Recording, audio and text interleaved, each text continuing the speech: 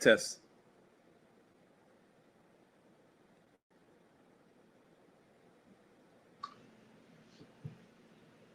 Mic test. 1, 2, 3.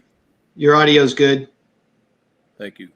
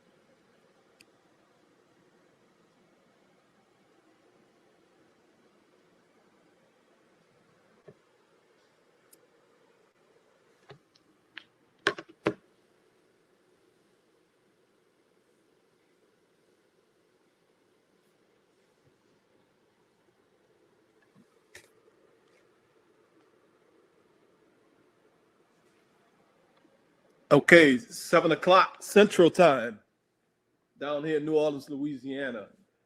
Welcome, everyone. This is the Deep Wing Mechanics session of the 2020 Virus-Free Virtual Clinics. I'm proud to present this topic. This topic was requested by a number of people when we asked what would be a topic you would like to see discussed. So I'm happy to be a part of presenting this topic. Today, Corey Luxner is also joining me. Really happy to have Corey. When I was hired into the Mountain West Conference in 2014, Corey was the back judge on the crew, and Corey did a really good job helping mentor me and bring me along, answer questions that I had, and just help me understand the finer points of officiating. So I'm happy to have Corey joining me today during this presentation. I'm happy to be here with you, Tuta. Yeah, and which remind me, Corey, I want to just a little bit off topic. So I'm a quirky dude, and I'm a very quirky official. But there's probably no other official more quirky than me than Mr. Corey Luxner here. When Corey gets dressed, if the right leg of his compression shorts are not 15 millimeters above the third leg hair next to his patella tendon, he absolutely can't work the game. That's the kind of dude we're talking about here. But I call that attention to detail, Tita. So if you're talking about finer points, that is a finer point. So good, touche. But let's be for real. When we step on the field, there's no better official than Corey. I mean, Corey is just a hell of an official, tremendous official, and he's done. He's shown me the way in many different regards in terms of officiating thing. So let's talk about mechanics. Mechanics. Basically, the mechanics are created to encourage consistency in how we officiate the game. And the mechanics are really guidelines that help us be in the best position to effectively evaluate the action on the field. And the thing is, mechanics are really their general guidance. And there's a lot of room and a lot of things that are just left out. And it just leaves us with a lot of room to figure things out on our own sometimes.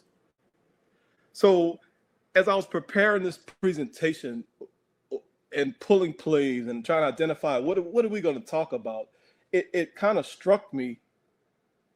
We see scrimmage snaps all the time. We see run plays, pass plays all day long. All of us have been to camps. All of us have worked games. All of us have worked team practices. And what do we have? Scrimmage plays all day long, all the runs and passes you can get. But what we don't get is the action that occurs during the dead ball period. What are we supposed to be doing at that time? Let's say when we watch film, we turn on the film, we watch play. The play starts when the offense is at the line of scrimmage, right? Then the play ends when the dead ball occurs. The dude gets tackled or whatever. If it's a running play, gets tackled. We'll have maybe a loss, maybe a gain. Pass play, incomplete pass or completed pass, whatever. Then the film cuts off, and then the next play starts when they're at the line of scrimmage again. But what are we supposed to be doing during that dead ball period? So we'll talk about a little bit of that. And really, we just want to talk about some of the things that we don't see and that we don't practice. All of the ancillary things that go along with being a deep wing official. And the irony of it is the thing that we spend the most time doing during a game is the thing that we spend the least amount of time practicing and preparing for. So that's kind of like what I want to just to kind of give you a heads up of what we're going to be talking about today.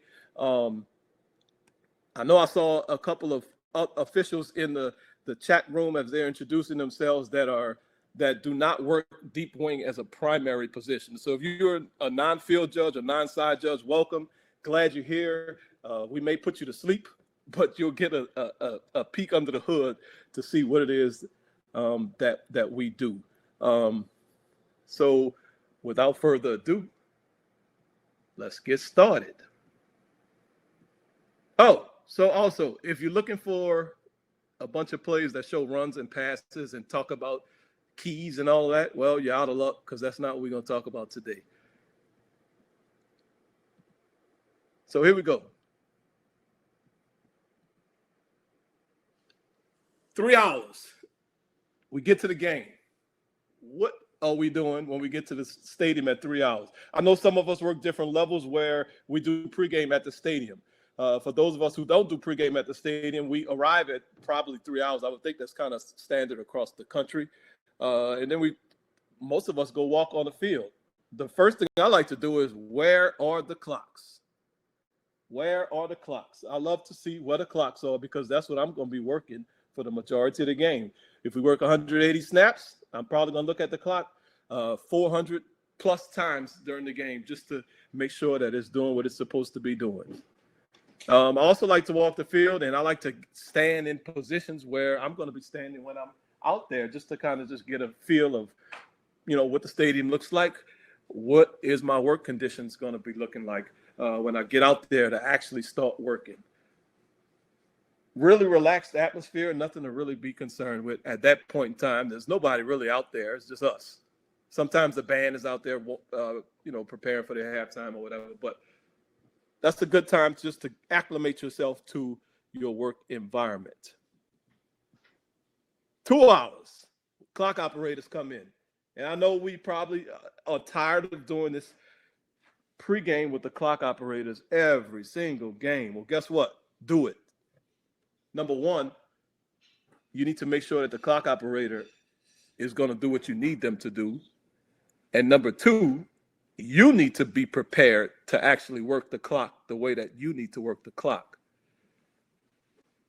And to add something to that, Rule 3 is where all of our timing rules are. So if you're not proficient with Rule 3 as a field judge or a side judge, I would highly suggest you get proficient with Rule 3. Get very familiar and very comfortable with Rule 3 because you're going to work with Rule 3 all the time.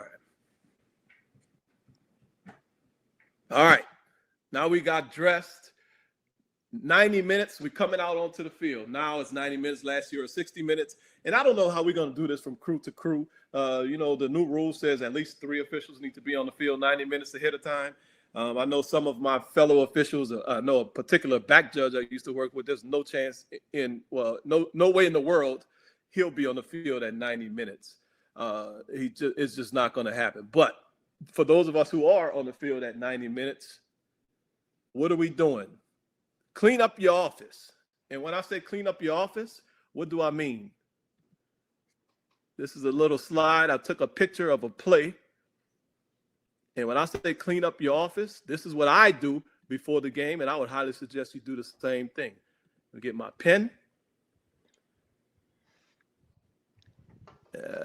Get ready to draw on this thing. I don't know why this thing is looking like this. There we go. See this G right here? Where's my circle? Where's my pencil? All right, here we go. See this G right here? The first thing I do when I walk out on the field at 90 minutes and run up and down my sideline is I take that G and I throw it back here because I don't want it to be where I'm going to stand during the game. And if I'm ever standing on the goal line, I'm going to stand goal line extended and pretty much get to that limit line. So I get that G out the way. You see all these ads that sometimes are lined up on the sideline?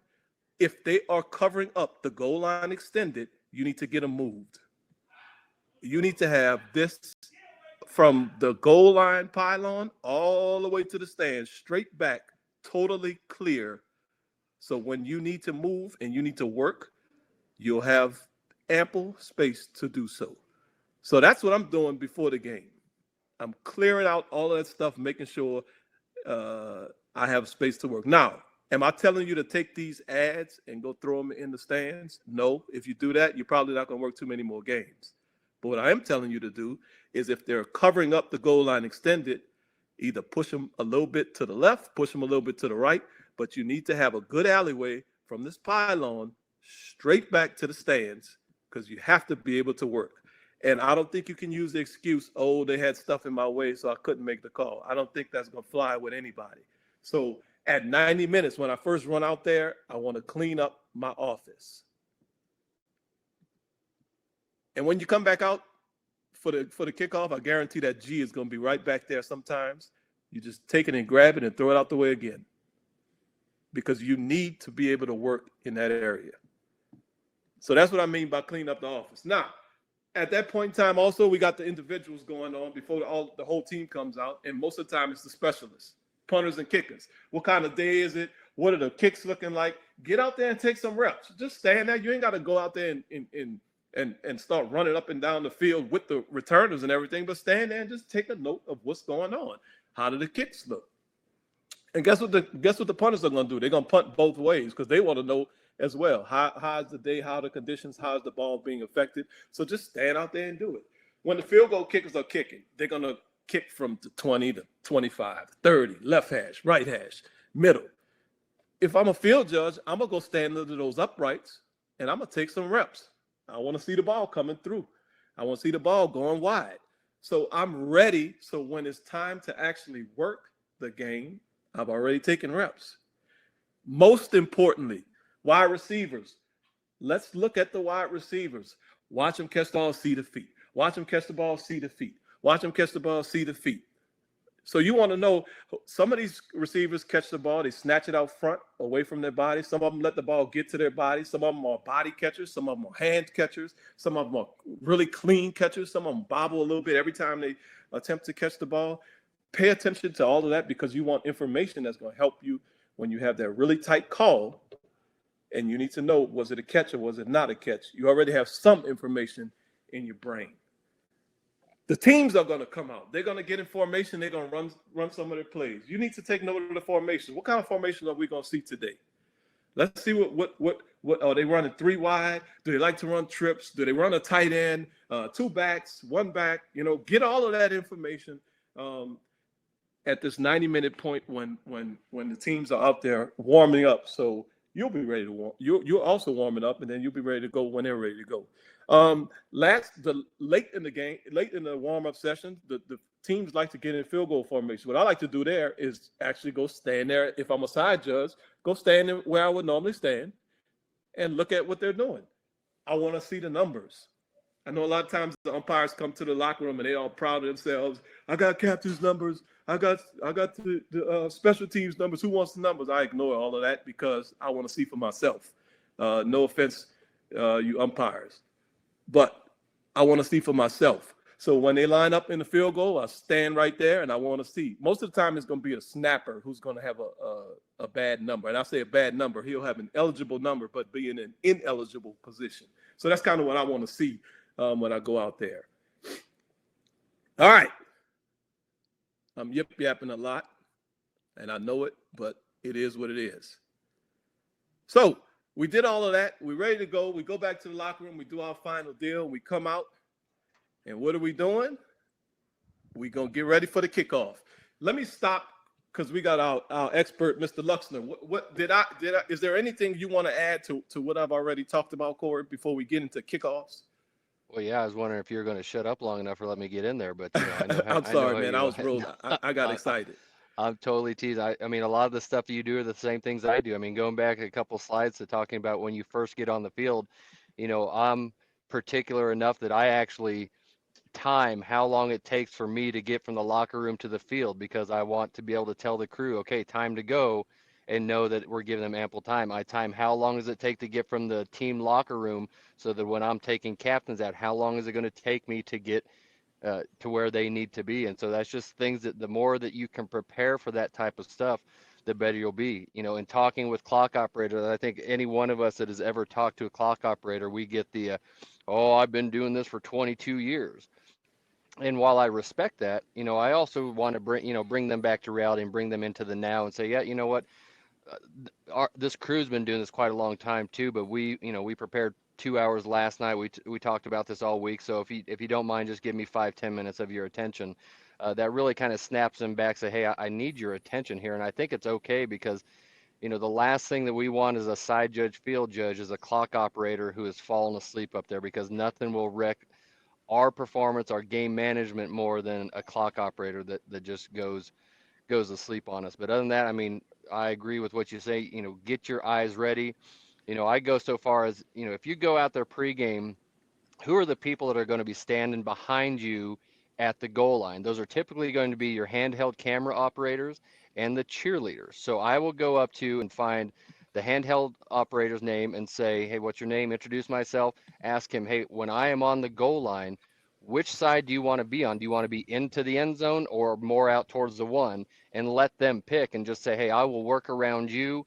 Just tell me where you're going to be. And then every time during the game when I come down there, hey, John, just remind you, I'm going to be backing up here, so stay wherever you're going to be.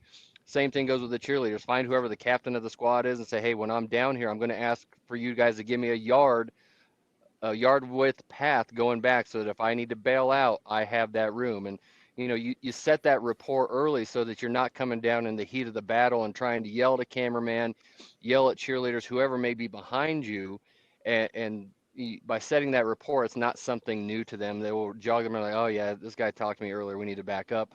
That orange G always seems to find its way back there. So it's a habit of mine. I just kick it, I give it a good old swift kick and get as far back as possible with that. But, I echo a lot. I don't do many things differently than what you do. So I think we can move on.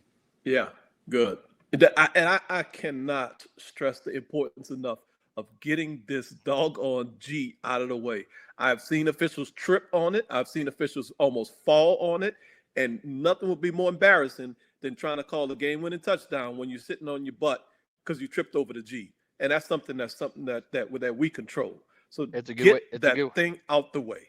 It's a good way to make yourself on SportsCenter on the not top 10. That's for sure. And so, That's uh, correct. Dane just brought up a point about no cell phones for the clock operators. I actually I actually get their cell phone number when I talk to them, because if there's something that, if we have a slide or if there's some way, it's just kind of a backup. So that's part of my routine. I mean, if that's what you all do and don't allow clock operators that have cell phones, that's fine. But I actually use their numbers. I get their number from them and write it down on my game card. And I actually had to use it twice last year because we had a delay. And then one time we had a slide. And so it was easier to call him or her to make sure that everything was okay. So.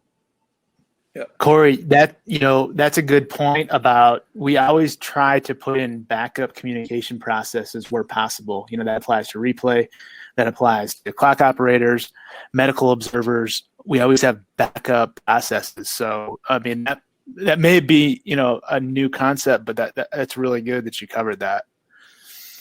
Yeah, and Dane brings up a point. It could be a distraction. Yes, it could be, but it's also a tool for me. And so hopefully if you set the stage to say, we expect professionalism from our clock operators, we expect your attention for the next 3.5 hours, and set those expectations, and then, then you can have it. And if they've fallen short, that gives you another way to communicate with them at halftime. Say they had just a terrible first half. You can send a text, you can call them and say, hey, John, I need a better performance from you in the second half. And, they are accountable to us. We are in charge of the clock. And so, yes, I know we don't want to come across as too abrasive, but at the same time, if one of the people that we depend upon to do our jobs is not, pulling their weight, I have no issues with bringing it up to them at halftime like that. So that's all I got on that, Tuta. Hey guys, what about ball mechanics? What are the key points you stress with your ball people? I intentionally skipped that because I have a kind of a funny opinion about that. I'm gonna let Corey go ahead on to answer that question. Okay. I always, whenever I talk to the folks, so even with the clock operators, the first thing I say is I always thank them for their time. Thank you for being a part of today's game. With ball people, I stress to them, in the league that we work, we go very, very fast for the most part. And I think that can be said for a lot of levels of football. And so I stress to them that, hey, your team's going to want to go fast today. So I need you to be attentive. I need you to get a ball in, because they can't go fast without a ball. So I set the stage with that, depending on the time, whether it's the first game versus the 9th game of the season. Probably the first couple games I'm more drawn out with my presentation, but later on in the year, they've heard this every week. So I got to be respectful for that. I don't want to just keep beating a dead horse, but, just explain to them how important they are, ask where we want them positioned. Another thing I always stress is, please don't pass us a ball until we're ready. Because I think any side judge, field judge, headline judge, line judge for that matter, can tell you that they've experienced, you're not ready for it, here comes the ball, the next thing you know, there's a ball on the ground. And I know my headline judge, Mike Moeller, he just doesn't abide having a ball on the ground. So, just remind them, good, clean passes. I don't care if they throw it overhand, underhand, between their legs. I don't care, just so long as they give me a good, clean pass. And then again, I just thank them. I always get their names and I write them down, because I think instead of, clapping your hands and saying ball, it's a lot easier to say, hey, Brittany, I need a ball. Hey, Jake, I need a ball. It just, again, setting the rapport with the people that you work with for the next 3.5 hours really just helps things be more smooth, and it'll make your job easier. So that's kind of in a nutshell how I deal with the ball personnel. Corey, that last point you made was the one point that I was going to make. If I would suggest anything to anyone who interacts with the ball personnel, get their first name and communicate with them on a first name basis. Hey, ball boy, you, ball. That is it's not as respectful as saying, like Corey said, when you call him, hey, Chase, ball, Chase. And then during timeouts, go up to him, thank him, as Corey said. We're all in this together, and the last thing we need is someone who's just not happy with the type of person that you are, because they can make your life miserable. They can easily just throw you a high ball, throw you a low ball, not pay attention when you're ready for it. So let's just understand that we're all in this together. Whether you like the way their personality or not, treat them with kindness, treat them with respect, and it will be reciprocated, and that just makes our life that much easier. All right, let's go. Kick off. Oh shoot! You know what I wanted to talk about when we talk about at 90 minutes and we see in catches. I found just a little simple replay. Look at the bottom left-hand corner. You see the receivers. Treat the 20-yard line as the end line. Catch feet. Did the feet get in? Look, you have plenty time at pregame. Catch feet. Did the foot get in? Every single time. Catch feet. Did the feet get in? You want every single time. You have time when you're out there in pregame. Use any yard line that their feet are near when that ball comes in as the end line or the sideline. Just pretend. Watch the feet. Watch the feet. Watch the feet. Watch the feet. Over and over. Watch the feet. And then there's just another little close-up. You see the same deal. There's the catch. Watch the feet. There's the catch. Watch the feet. We out here on the field. We don't have nothing else to do. We're just going to play grab ass with the line judge or the referee who really is doing nothing all day long. Just let's go out there and watch some catches. All right, moving on. Kickoff. So kickoffs are not something that we get to practice a lot. Some teams do it in spring, and they'll do like a thud for the tackle. But really, the blocking and everything is not really that live. So really, the only time we really get live kickoffs is when the game comes. So what are we doing? First of all, field judge, side judge. We need to stand with our toes on the back of the white. I know what the mechanics manual says, just off the field, get just off the white. Stand far back as you can, get your toes on the back of the white. And one thing we need to know is, how is this ball kicked? Remember who our initial keys are? Initially, we're keying on the widest men, basically. The mechanics manual tells us number 2 and 3 if there's a 5-man set, but I like to do number 1 as well. Now, as the kicker approaches the ball, what do we want to know? Did he kick the ball into the ground? Did he kick an airborne kick? Is it going to be a pooch kick? So both field judge and side judge, we need to know, how did that ball get kicked? This is on a normal kickoff situation, okay? So we have to know that. We just have to know that, because if there's a surprise onside kick, if we're not seeing that ball come off the tee, then we're in trouble. So then after the kick goes, don't move, and don't turn your attention downfield. Let the kicking team pass you by before you start turning your attention downfield and running downfield. And when you run downfield, all you're doing is looking at the back of your initial key players. I like to run 10 yards downfield. I like to hustle and get down there, and I get set up about 10 yards downfield. And then as the return is developing, then I'm ready to go.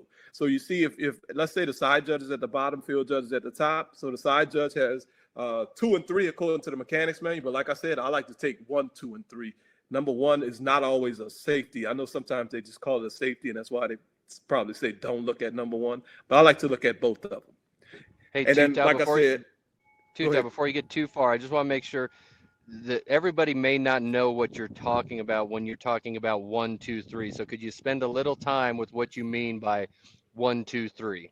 So when I say 1, 2, 3, starting from the sideline, counting in. Number 1 is the closest receiver to the sideline. Number 2 is the next one. Number 3 is the next one. And that goes for both sidelines. As the return develops, we're just looking for the first collision with our keys. So if you look at the bottom, there's a collision about to occur right near the 28-yard line.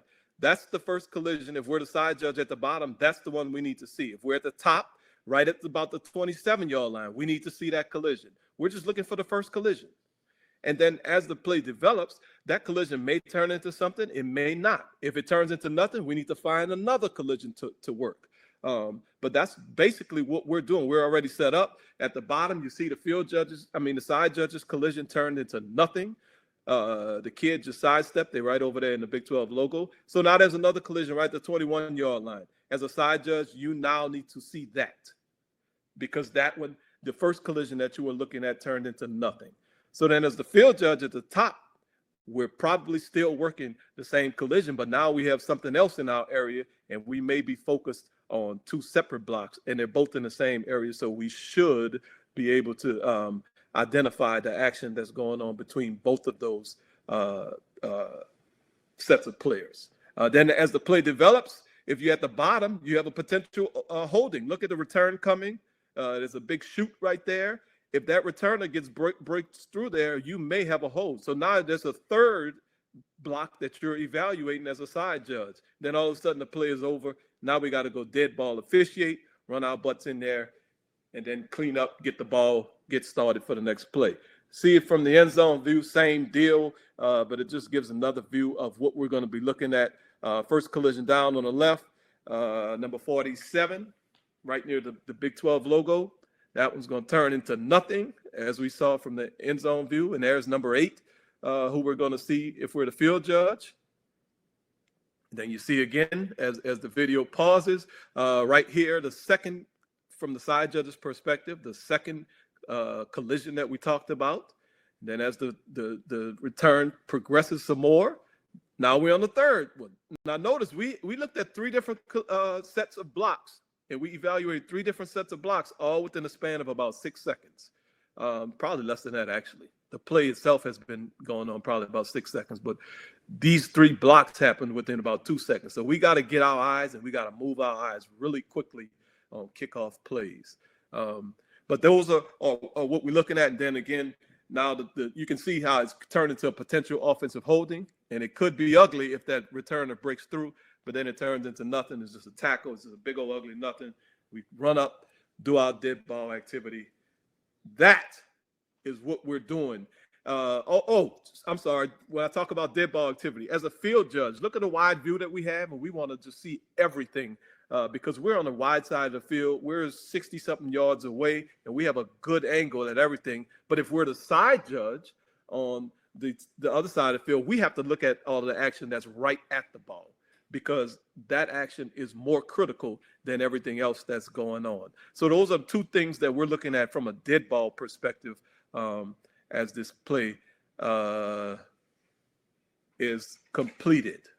All right, Corey, I'm yip-yapping again. I'm hogging the mic. No, you're good. You're good. I'm taking notes. And so, I think for our back judges and umpires on here, this is good. You talk about standing at the back of the white, and that applies to them as well. That's correct. If you have that first guy in, whether it's L1 or R1, you want to give yourself as best of a perspective as you can when you're judging that offsides aspect, because that player is going to come through like a flash up on the sideline.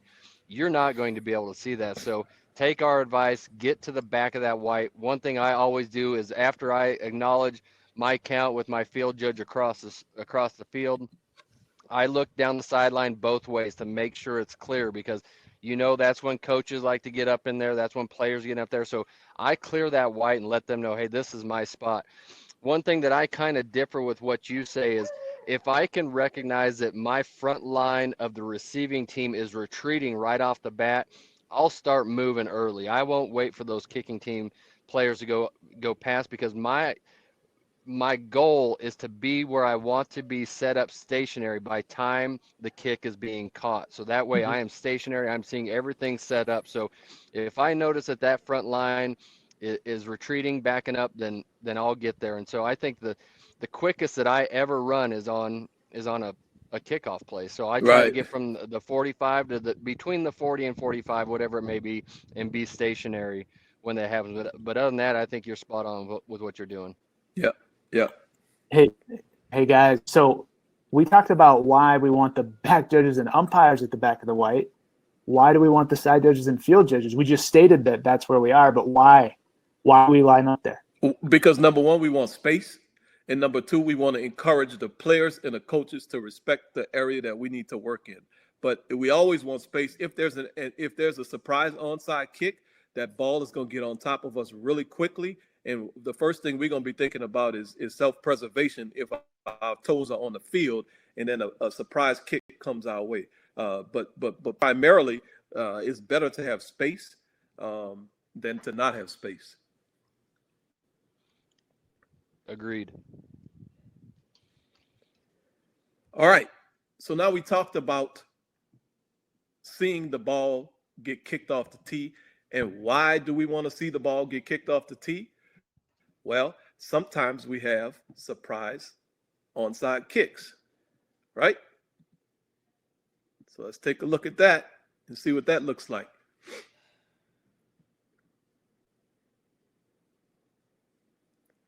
Oh, and I have a poll that goes with this one too.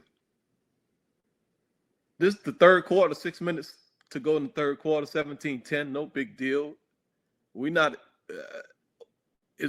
just expecting a regular kickoff. So if we've already turned and started running and we never saw the ball actually get kicked, we may be expecting a deep kickoff and just turned and run. But if we're watching the ball come off the tee, we know exactly what's going on with it, and then we're not going to move, and we're going to be in perfect position to officiate the play. Let me start the poll up, and then we'll talk a little bit more about this play.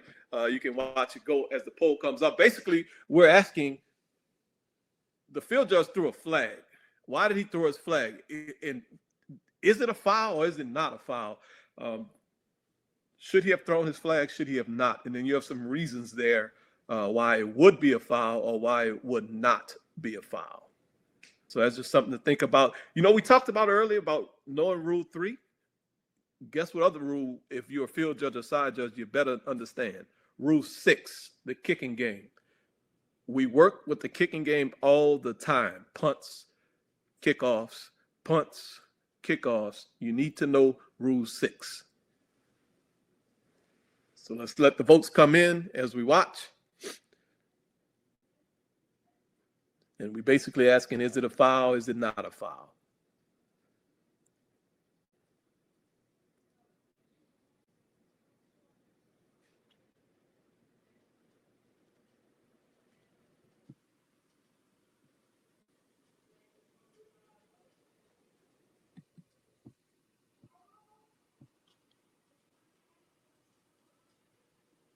I put that slide in the wrong order.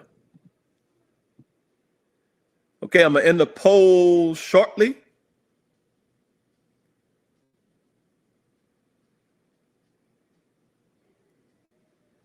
All right. So 84% of us said it is a foul because the B player did not have an unimpeded opportunity to catch the kick. And that is indeed why it is a foul. It is a foul, just in case for those of us who said it's not a foul. It is definitely a foul.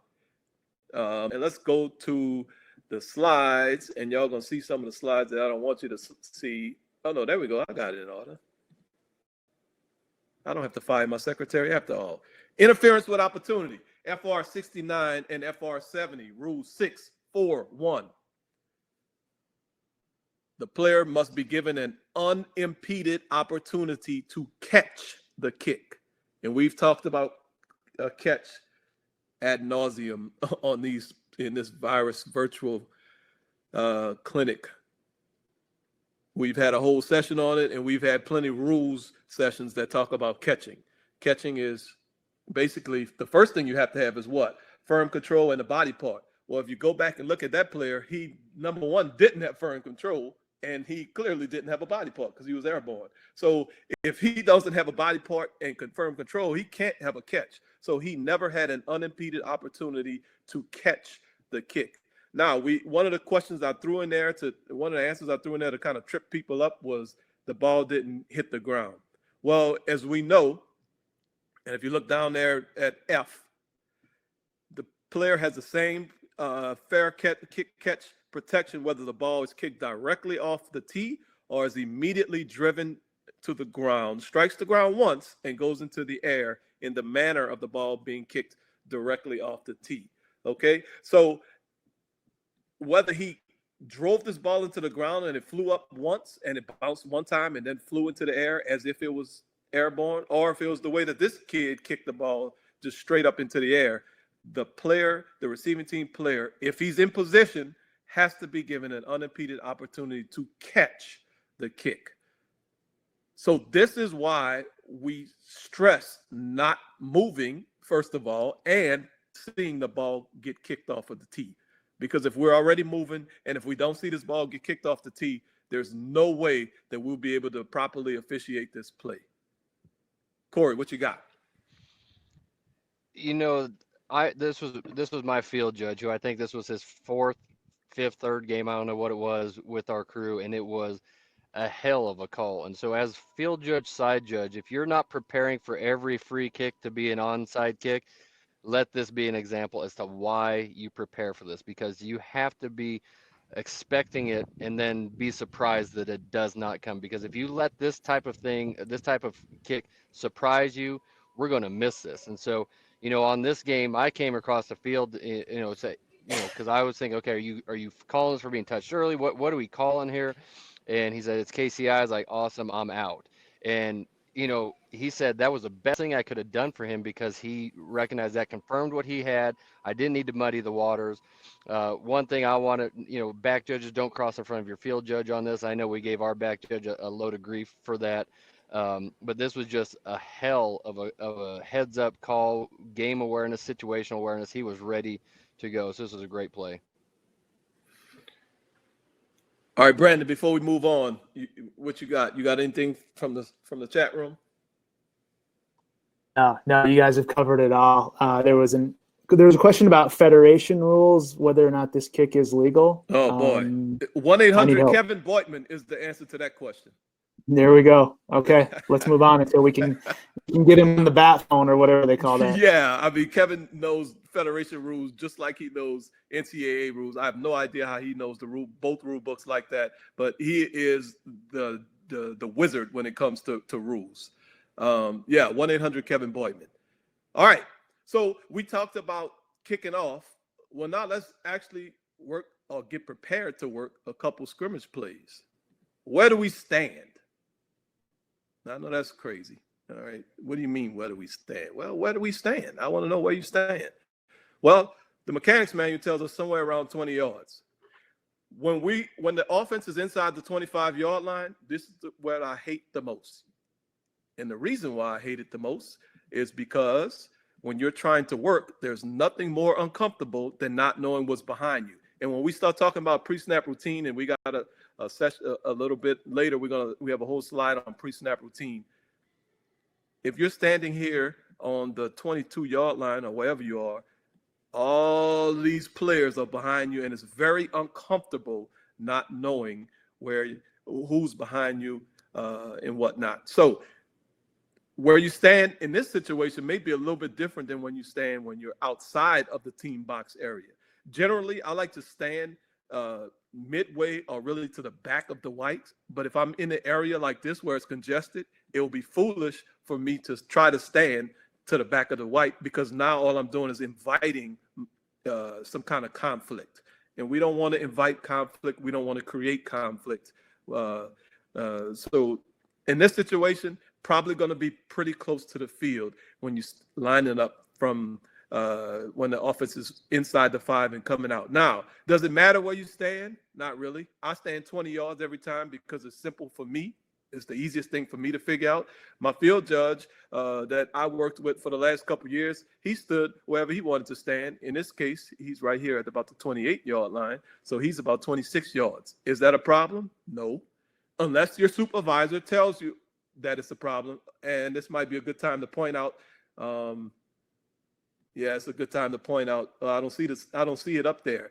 We have a disclaimer. If you don't see it up there, the disclaimer is these presentations are not official guidance from the NCAA or any supervisor.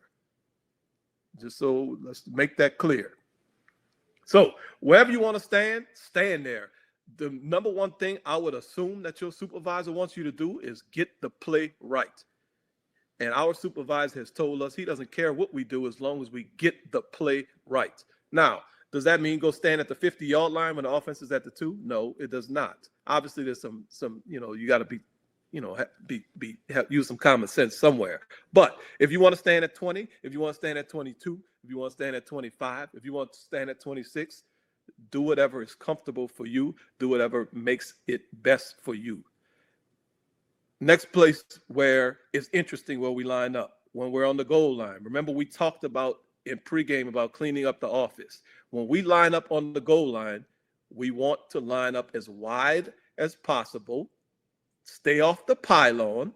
If you're on the pylon when you're lining up, the first thing you're gonna have to do when the play starts is move. If you don't have to move, why would you move? The best thing to do is to not have to move at all during the play. So if you notice right here, look at the field judge all the way back by the limit line, side judge all the way back by the limit line. And let's take a quick look at just a really quick video just to illustrate why we want to be wide.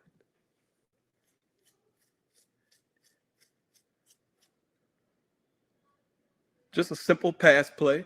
But this play perfectly illustrates why we want to be wide when we stand on the goal line and be goal line extended. If the field judge was on the pylon in this play, the first thing he would have to worry about is, oh my God, these players are going to hit me. I'm going to be hurt. Let me get out the way.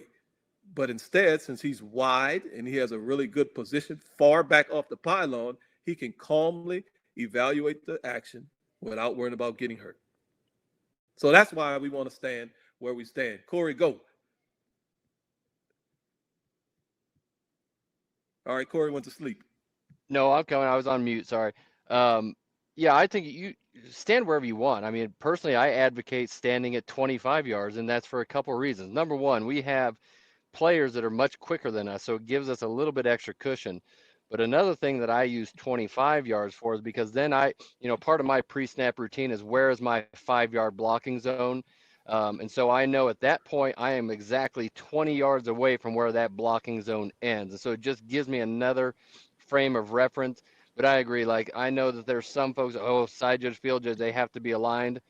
That's crap to me. Like, you stand wherever you need to stand to officiate the play, because if I have a tight end as my key as a side judge, I'll come up to 20 yards because there's no way that tight end is blowing by me. He's not going to get a free release most of the time. So, stand wherever you need to feel comfortable. But I agree with you. Once you get to that goal line, get wide, and that's where having those conversations with camera people, cheerleaders, whomever, that's when that pays dividends, because you're there now and you say, hey, this is my spot. I need to be here for the next few minutes. Let's clear a spot. So I think what you're saying is sage wisdom, and that takes a lot for me to say that coming from you. So Hey man, I get lucky every now and then and come out with a good nugget. All right. So we talked about the kickoff. We talked about where we're going to stand when we're on the field. What in the world do we do during the dead ball period? So first, let's take a look at a pre-snap routine. And I'm going to include these slides, and I'm also going to include the copy of the pregame conference that I have with the clock operators in the reference material. Pre-snap routine. Look at all of that. Sometimes, depending on the circumstance of the game, if the team is running hurry up, you might not be able to get to do all that. Some of these things are non-negotiable. Some of these things you can choose to do if you have the time. Some of these things other people are already doing, so whether you do it or not, okay. Counting the defense is non-negotiable. You got to count the defense every single time. If you don't have 11, we have a problem. That is one of our primary jobs, is counting the defense. Now, I look at the clock a bunch of times during my pre-snap routine, but I'm a nutcase as well. Everybody doesn't do that. Some people use the clock on their wrist. I don't do that. I use the stadium clock, and that's what I use to make sure the game clock is correct. Substitution process. This is something that we have to do every time as well. So whether you do all of these things, whether you don't do all of these things, some of these things require visual awareness. Some of them are just mindless, like moving your down indicator. That's something that's mindless. You don't have to think about that to do it. And you can also do other things while you're moving your down indicator. But get comfortable with a pre-snap routine that works for you. This is something that works for me. But get something that's comfortable that works for you, and understand that you're not going to always be able to go through every single step in your pre-snap routine, because sometimes the dead ball period will be 15 seconds. Sometimes the dead ball period will be 30 seconds. It just depends. Corey, anything you want to add on pre-snap routine? I have a illustration to go through dead ball period and pre-snap routine. So if you want to add something before we get into that, go ahead. No, go ahead. I think I'm on the same page with you. So keep going. Okay. Hey, Tutai, let me jump in there real quick, bud. Yes, sir. I think you make such a great point about it not necessarily being able to check every one of these boxes, but it's the first thing is there's things we have to accomplish in that pre-snap interim or post-snap interim, however you want to look at it. You know, like the substitution and the clock and those things. But also there's kind of an ancillary benefit in that we're staying engaged in the process. I think somebody was presenting a couple of weeks ago and made the comment about, the 225th play, when you kicked off at noon and it's 95 degrees out. And so we're battling this mental fatigue and really working to stay engaged and locked in from play to play. And if we start taking breaks, that's when we start making mistakes, because we all know that those mistakes happen when we lose focus. So it's about the things, certainly, because they have to be done, but it's also very, very much about just the process of keeping us engaged in what we're there to do. So really good point, I thought. All right. So I'm taking a chance with this next thing, but I've never seen something like this presented. So I wanted to kind of present it. And hopefully this will be well received by our viewership today. All right, what exactly are we doing during the dead ball period and the pre-snap period? Okay, so this play doesn't really matter. What happens on this play really doesn't matter, but it's just really just to set up what we're doing. First, I'm gonna talk about the field judge at the top, and then I'm gonna talk about the side judge at the bottom. Okay, we got a completed pass, player out of bounds. If I'm the field judge at the top, first thing I need to do, obviously, is dead ball officiate. Okay, so I have a really big, wide view as a field judge. I don't have to be locked into where the catch is, so I can see the different players in the different colors. Okay, I have a wide view. I'm dead ball officiating. After I realize that nothing is going on, I've cleared up all the dead ball action. What do I need to do? I need to find the covering official. Why? Because what was the play? Was it a catch? Was it incomplete? What's going to happen with the clock? I need to know the status of the next ball so that I can understand what happens with the clock on the next play. So I need to find the covering official. What is he or she going to do? Are they going to whine? Are they going to kill? And you can see here, the headline judge is killing the clock. So what I need to do as soon as I know, okay, he's killing the clock, I'm going to look to the clock.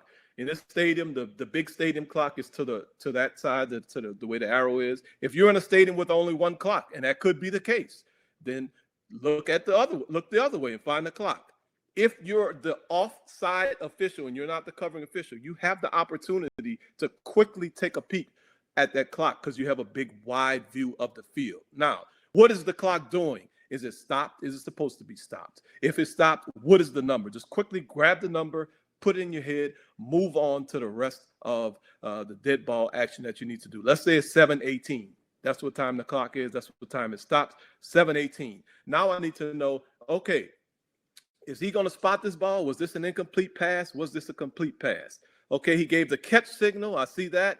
Now he's going to spot the ball. So now what do I know?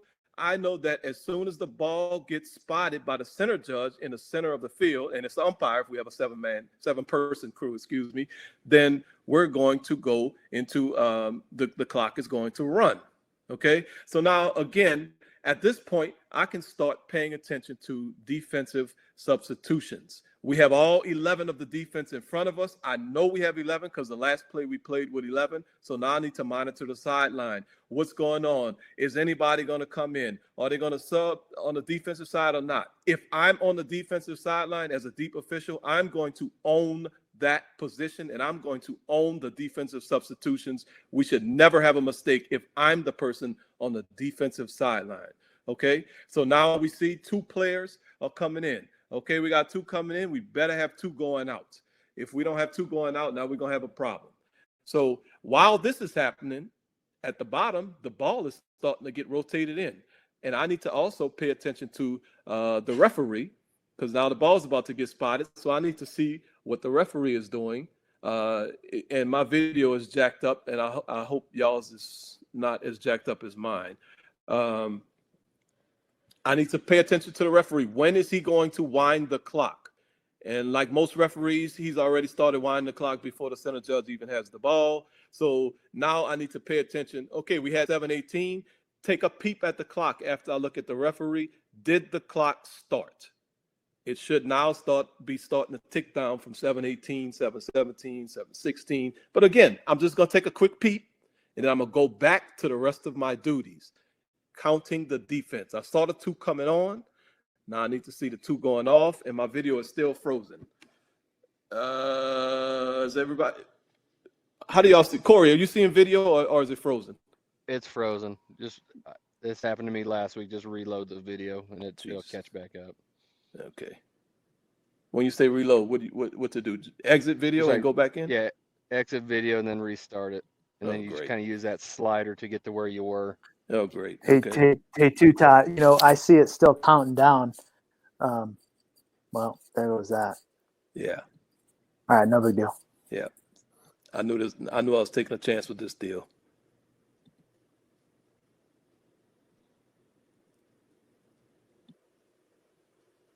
All right. Let's try to get it back to where we were. We had just looked at our referee who was winding the clock. Video, are you going to play? Video does not seem to want to cooperate. Okay. Well, basically what we're doing from this field judge's perspective is we're working the defensive subs. We're also working the clock. We have to be aware of when the ball gets spotted. We have to be aware of when the referee is winding the clock to know when it starts. And then also while we're on the field, where is the next line of scrimmage? If you look at the pre-snap routine, and you'll get the slides later, that's one of the things in the pre-snap routine that I like to do is know when the line of scrimmage is, where the line of scrimmage is for the next play, because when I back out, I want to be about 20 yards off when I get there. Now the video has caught up when the field judge is done with his duties and getting ready for the next play. As a side judge is at the bottom. He has a little bit of a different responsibility. He or she has a little bit of a different responsibility because they are now the covering official. So they don't have the luxury that the field judge has of the number one, of the wide view to dead ball officiate almost the entire field. They have to be focused in on, first of all, what is my partner official doing? The video just started. Okay, the kid caught the pass. If I'm the side judge at the bottom, I need to look at my partner official. I saw the feet in. I'm pretty sure he firmly controlled the ball, but I didn't see the ball all the way. Remember, we talked about in a couple sessions ago, what can I see, what can I not see? I know for a fact the feet were in. I'm assuming that the ball was firmly controlled. So I think I have a catch. I'm gonna look up, see what my partner official is doing. Is he signaling? Is he gonna signal a catch? Is he gonna signal incomplete? Now I need to know if we're gonna have a conversation or not. Also, as I take a quick peek at him, I can look over at the clock as well. If the clock is on the same side of the field, if we work in a field with only one clock. If the clock is behind me, I cannot and should not turn around to look at the clock during this period. And if this video is going to play, it looks like it will play now. Okay, so if the clock is behind me, if we only have a stadium with one clock, do not turn around and take your eye off of, number one, off of your partner official and also off of the area that you need to be focused in, because you literally would have to turn your body around because of the way that the players, all 22 players, are pretty much on that side of the field. Okay. Notice the white jerseys and the blue jerseys. Nobody's pretty much around each other. Now we can get the ball in. Notice the ball was one of the last things we worry about. Now we can worry about getting the ball in. Let's get the ball in, rotate the ball in. And we also, at this point in time, need to start worrying about what? Offensive substitutions. The referee's only job during the dead ball period, I know referees, and I know a pretty good referee who's online now who's going to get upset with me, but I don't care. Referees don't do anything during the dead ball period but watch substitutions, but they still need help. So pay attention to the substitutions. We also know that the last play was a completed pass. We know the clock is going to start when the ball gets spotted. So take a peep up at your referee. Let's see when he winds the clock. He's already winding it. Let's take a look at the clock. Did the clock start? Did it not start? Okay, that's what we're doing at this point in time. And as we start backing off the field, that's when we start noticing, is the offense going to substitute? We also can take a look at our partner official, see, okay, he's at the 28-yard line. Where am I going to stand? And then we can see that the offense is now starting to bring a player onto the field. So we go out into what's called the iron cross or the T, whatever you want to call it. And we do that signal basically to show that there is a substitution coming in. Now, once the referee puts the signal up, drop yours, because the referee is the one who's really managing the substitution process from the official standpoint. Everybody needs to be looking at the referee as far as coaches and players and everything like that regarding when the substitution process is over, because the referee is counting the 3 seconds to make sure the matchup process and all of that. So pay attention to the referee. If he's in the T, which in this case the referee is, and he should be every time, because there's nothing else for them to do during the dead ball period. Let's be for real.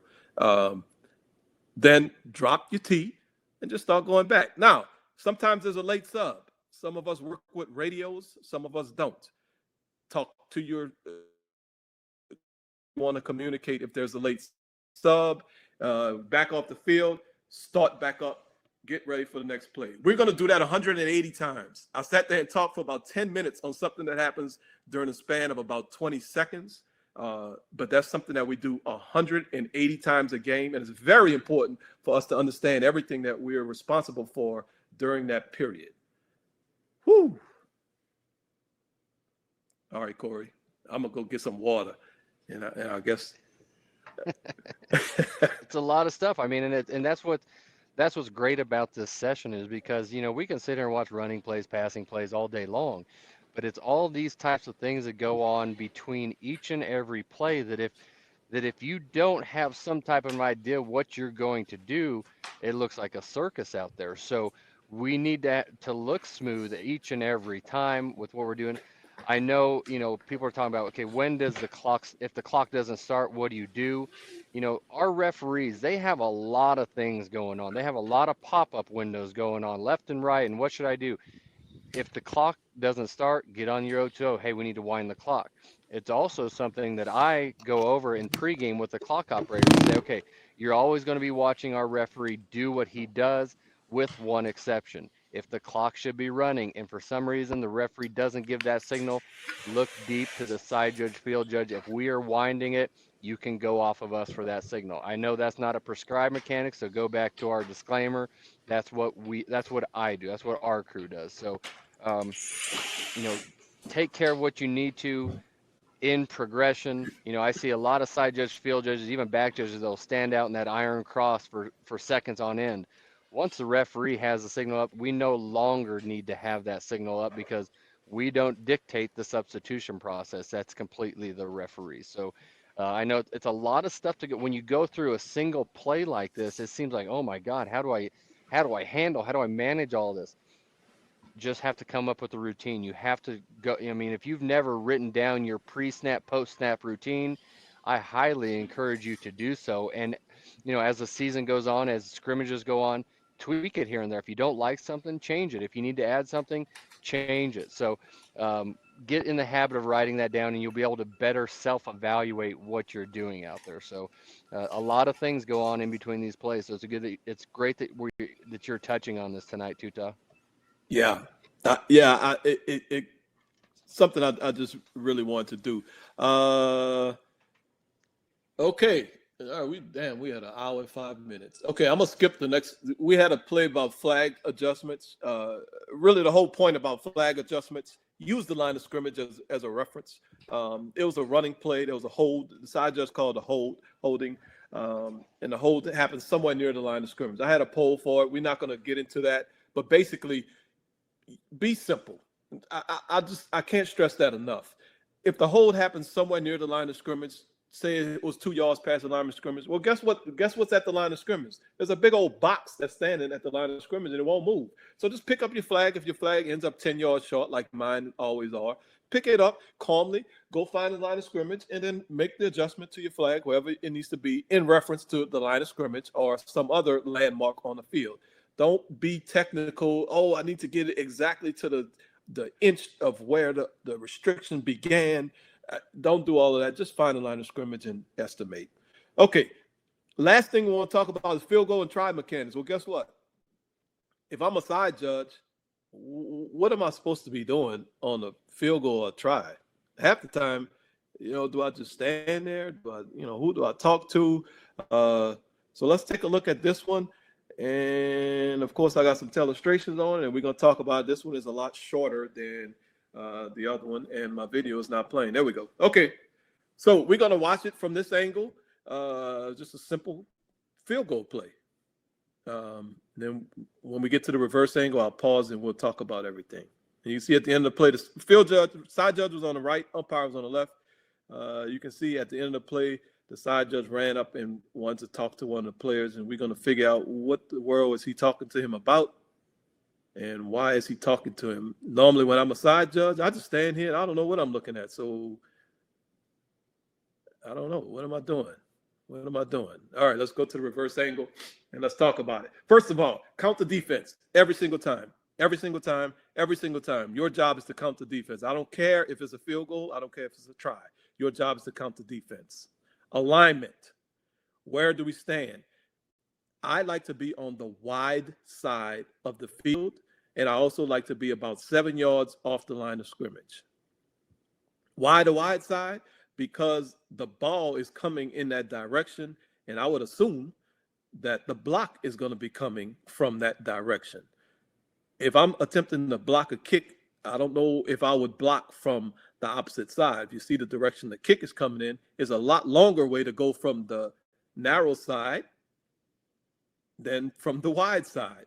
And the kick is coming in the direction of those players. So assume that the block is going to be coming from there. Also, the players will tell you sometimes, loosey. You'll hear that kind of crap too. But I like to be on the wide side. If it's in the middle, choose the strong side of the defense. By strong side, I mean the majority of the defenders. Okay, what are we looking at? First thing, look at number 49. If this play turns to crap and number 49 catches the pass, we got a problem. Notice that. Recognize that every single time when you get down there. Who's the leaper? 42 is the leaper. And I say it every time just like that. I know a referee who got aggravated with me because he was yelling, why are you yelling like that all the time? I don't care. That's what I'm going to do because I want 42 to know that if he does something illegal, like leaping and falling on another player, well, then he knows that I'm watching him. So every single time, 42 is a leaper. Now, what are we looking at? We know the umpire is going to work the guard, center, and guard every time. Guard, center, guard. Always has that with the umpire. So we're going to work the tackle on whatever side that we're on. On a play like this, you notice there's another extra lineman next to the tackle that the line of scrimmage official may not be able to see. So I probably would also be focused on that tackle as well. So right now we're talking about pre-snap action. If we have false start or anything like that, we need to pay attention to pre-snap action. And then as the snap goes, we need to immediately switch from offensive action to the defensive action because the defense is where we're going to have the problems. Remember, when we looked at it from the reverse angle, the side judge at the end of the play was talking to number 14. What I want you to do is watch number 14 on this play, and we'll see exactly what we're supposed to be looking for when we're standing here as a side judge. Did you see what number 14 did? He grabbed the tackle. Well, actually, he's not the tackle. He's the end on the line. He grabbed him and pulled him in. Is he attempting to rush the kick at all? No. He's doing nothing, but that's actually defensive holding. That action is defensive holding. So then you ask yourself, well, why didn't you throw the flag? Well, I didn't throw the flag because there was really no impact on the play. Had the kick been blocked, I would have. So this is what I think that the players are trying to do. So I think the outside player is going to attack that outside shoulder of the back. The number 2 player is going to try to shoot the gap, and number 14's job is to pull the tackle to the side so he can get in there. Now, this is early in the game, so probably what they're doing is, and it's a short field goal, so there's no chance really of them blocking it, but they're probably trying to see, can I get away with it? So this is what we are supposed to be looking at when we stand down here as a side judge and a field judge. Understand your alignment, understand from the pre-snap who we're looking at, and then understand post-snap what are we looking at. Whew. All right, Corey. You bring up good stuff. I mean, for me, defensive holding on something like this, we're talking shoots, correct? And so Yes. you can have the pull, but I think it was number 7. He really didn't shoot. So, you Right. know, this is a great one of those, you know, we're going to be talking about game management on Saturday. This is a great example of where you go up and you manage the game and you talk to 14 just like you did here and say, hey, dude, we can't have that, you know, that you're putting yourself at risk for having a foul. And so, but you know, to have that pull and shoot, you want to see that shooter, but to have the presence of mind to notice that, because that's exactly what we're looking for as a side judge when we come into these situations. You know, I mean, we're a duck out of water there. We have no, I mean, we're not used to that position. We get to do this 6, 7, 10 times a game to be in that position. So you have to know, what are you looking at? So for those of you, when you go to preseason scrimmages or preseason practices, pregame, sit behind the field goal unit and get your eyes ready for that, because you don't get too many reps for that. One thing I will add is that I will float from side to side. If I see an overload to one side, I mean, in this example, it is even. We got 5 and 5 to each side. But if we have a, you know, 6 or more to one side and it's to the side where I normally wouldn't be, I will flip to that side, because that's typically where our rush is going to come from. That's where we'll have more of an opportunity for that pull and shoot. But I also communicate that with my crewmates, especially with my center judge and my line of scrimmage officials, to let them know that, hey, I'm flipping sides. So it lets the, you know, the line of scrimmage guy off to my left know that you're not going to have any help on that tackle. It's all yours. And so if that's Mike Moeller, who, you know, who he wishes he could have been a deep official at one point, he just really, he didn't make the grade. So, but he knows that way I don't have that help for him. So that's something that I do. I don't know if that's something that every side judge does, but it is something that I do. Good. All right, Brandon, Daniel, what we got? Hey, I wanted to address managing the clock just a little bit. And like Corey said, we'll do a session on game management Saturday. We've gotten into kind of a weird situation, I think, with the clock when we're early in the first quarter, midway through the first quarter, third quarter, the runner goes out of bounds. We're bringing the ball back in. I think referees are pretty consistently getting that clock fired back up. Is that safe to say? We're getting that clock fired back up real quick. Is that safe to say? Yep. Yeah.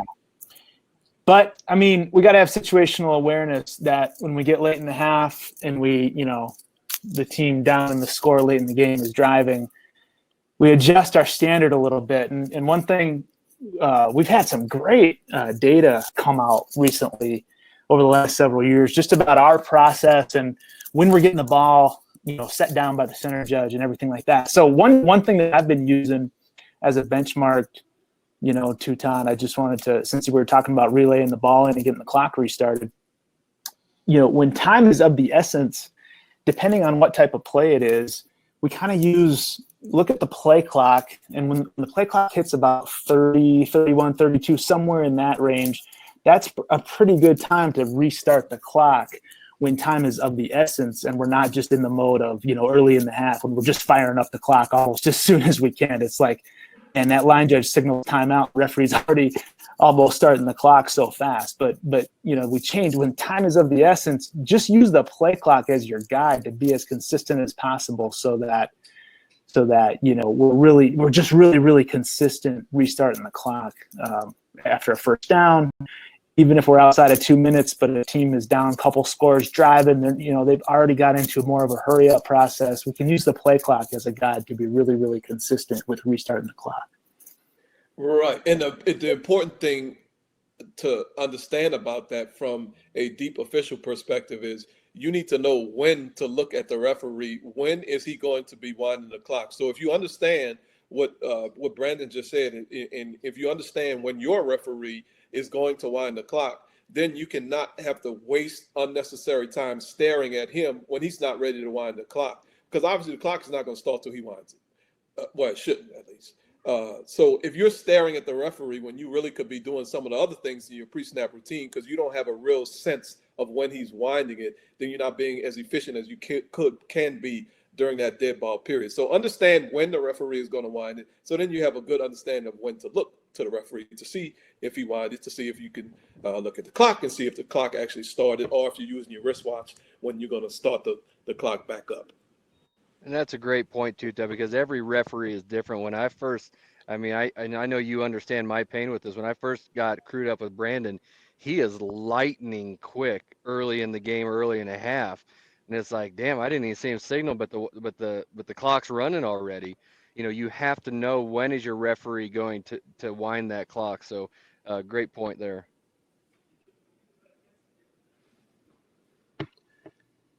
All right.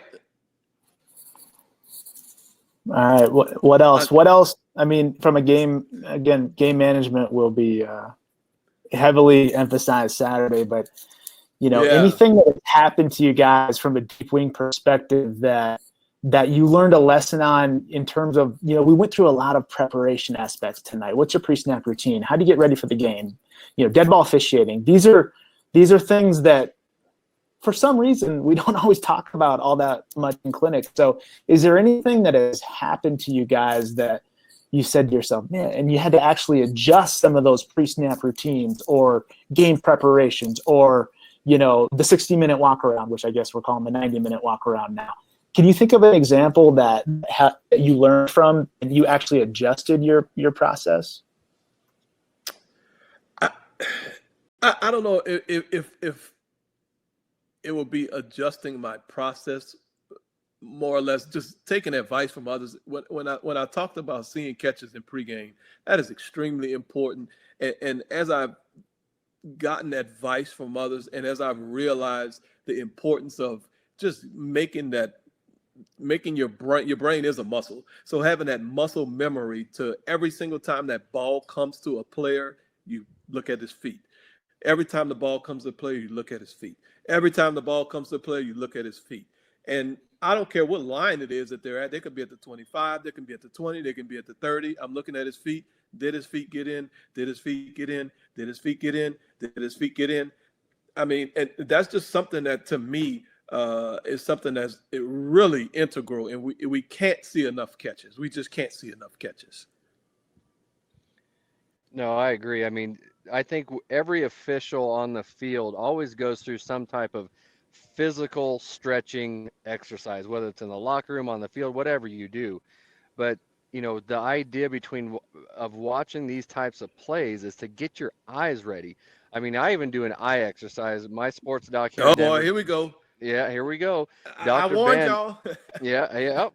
He taught me this thing that you do with your thumbs. And Brandon, he asked me a couple years like, what the hell are you doing? And I'm like, well, I'm warming up my eyes. And so I've got a couple other subscribers now on the crew that they're doing the thumbs and getting their eyes ready. But it's those little things. But back to Brandon's point, there's something that happens that has made us change.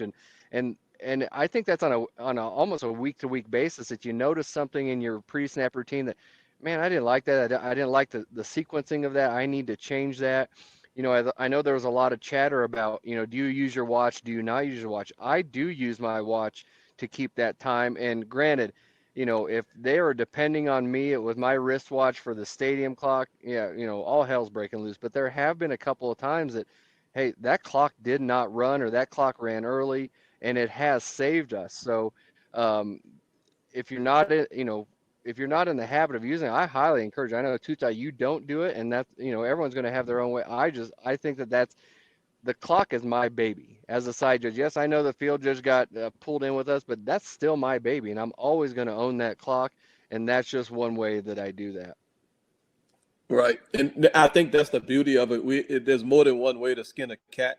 I'm not even sure where that saying came from. That's kind of a creepy saying if you think about it. But anyway, I do not use the watch. I use the stadium clock. I tried using the watch and it just didn't work for me. It was way too distracting, and it was just something that I couldn't keep up with. So that was early in my career, and I just said, you know what, I'm not doing this. It's taken away from what I need to do, and I'm just not good enough to use the watch. So I don't use the watch, but I am ruthless with the clock. I look at the clock probably 5 to 6 times during every dead ball period. I know that's nuts, and I know it's crazy, but it is what I do because I want to make sure that we have the clock correct. Oh, we're on the same page there. I look at the clock is in my written down pre-snap routine, I think 6 times. And so that's right. That's completely normal. I get that. So I concur with you there 100%. Well, just because you said it's normal, Corey, that's kind of making me feel a little uncomfortable. If you're saying it's normal, then I don't know if it really is normal. I'm just trying to get to your level, Tuta. So Brandon, I have a funny story if you want to talk about pregame stuff. I was going to try to give you a compliment. Working with you both over like 5 years from side judge position, me being the referee, you both were equally effective with whatever process you used to, manage the clock. I think we have a lot of watch people. We have some non-watch people. It's a good practice as a backup. But luckily, Tuta, whatever you did, not using the watch, you were very, very effective at managing the clock. So I really appreciated that. Sure. Thank you. Just get the damn clock right. That's all that matters. However you do it. That's right. That's right. And the thing is, if people were disappointed because we didn't look at DPI, we didn't look at pass plays and run plays, the thing to understand is all of these ancillary things that we do are what really sets us apart from the rest of our fellow officials. Anybody can work a run play. Anybody can work a pass play. But when you start doing things from a game administrative standpoint, when you can help the crew, when you can save the crew, when you can really make the referee look good, when the referee is in trouble and he's looking for some help and nobody's helping him when he doesn't know, okay, am I supposed to start this clock on a ready? Am I supposed to start on a snap? Because it happens. There's a whole lot of stuff the referees have to think about.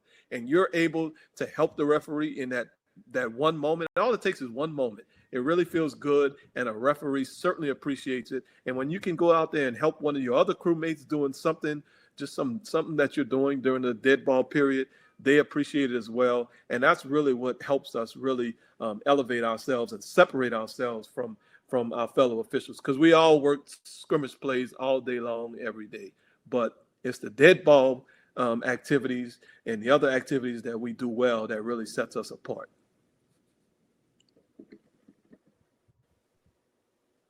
Did you want to close it out with your story? Oh, I forgot. Yeah. You talk about you were talking about pregame. My very first game working college football. So we talked about a couple of things today that had nothing to do with working scrimmages. So all I had ever worked was scrimmages. I'd never worked a pregame before. I'd never worked any of that kind of stuff. So we walk out onto the field, 60 minutes. The very first thing, one of the coaches came up to me and said, well, they can't be standing right here. We're supposed to have this area until 45 minutes. This was when he was talking about the L, and they had one of the other players that were violating the L. I had no idea what the L was. I didn't know anything about it. This is my very first game, 5 minutes of walking onto the field, and I'm already getting attacked by a coach. And just imagine what I felt like. I'm like, oh my God, what am I supposed to do? So all of these things that occur outside, I was ready to work the run plays. I was ready to work the pass plays. I could do that all day long because I had worked them. but I never worked some of those things away from the game. What happens during pregame warmup? What happens during, the balls? I forgot to bring the balls out to the field. I didn't know. I thought somebody was going to have the balls already out there. I didn't know I was supposed to bring the balls. All those small things like that. If we're not prepared to do those things, then it can really hurt us when it's time to actually do the easy things that we can do, which is watch run plays and pass plays. So you're not perfect? No, I never have been perfect. But okay. I'm probably at 99.9% perfect. You mean like the last 5 minutes or what? Your whole career? What? Wait, come on. Hey, thanks so much, man, you guys, for putting a different spin on deep wing mechanics. This is pretty unique what you guys pulled off here. So I just really appreciate your efforts and hope everybody enjoyed it. Thank you so much. Yep. Soda, baby, soda. Great job, guys. Thanks. I don't know what soda means, but I'm sure it's very clever. Everybody have a good night. Yes, we did. He knows, Corey. Yeah, don't say it. He don't just give gave me it an to- opportunity to say it for everybody. So, All right. All right. All right. Good night, everybody. good night.